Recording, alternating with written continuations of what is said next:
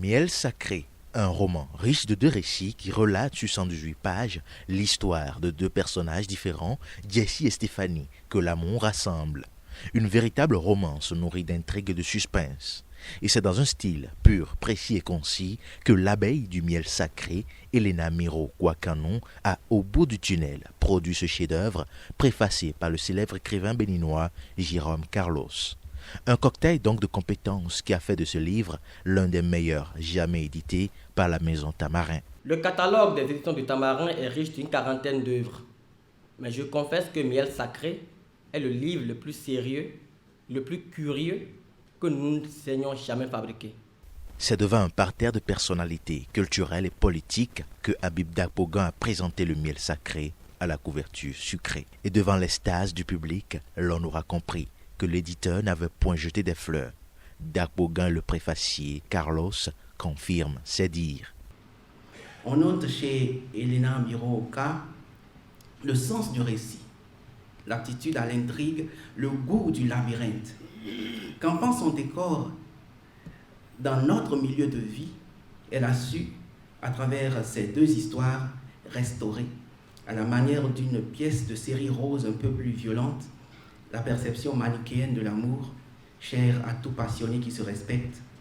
Le mal attire le mal et l'amour revient à l'amour. L'histoire de Jessie et l'histoire de Stéphanie, qui constituent la substance de Miel Sacré,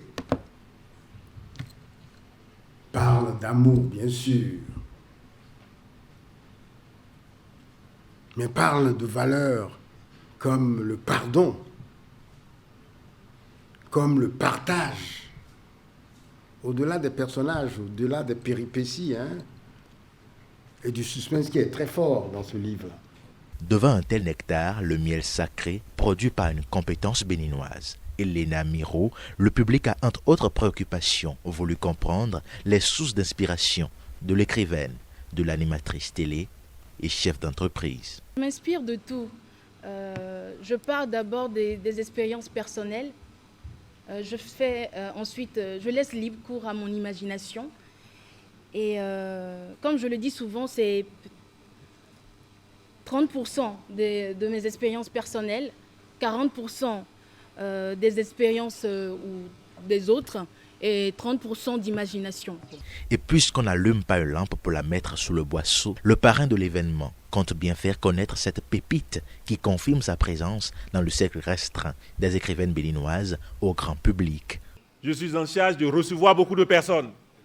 Ce que je veux faire, c'est que chaque personne à partir d'aujourd'hui qui viendrait me rendre visite, dans ce cadre-là, je vais offrir l'un de votre ouvrage.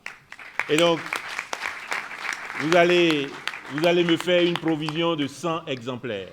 Joignant l'acte à la parole, Joseph Diogbenou a offert un exemplaire de livre à chaque participant. La cérémonie a pris fin par une vente à l'américaine, suivie d'une séance de dédicace de l'auteur Elena Miro Kouakanon.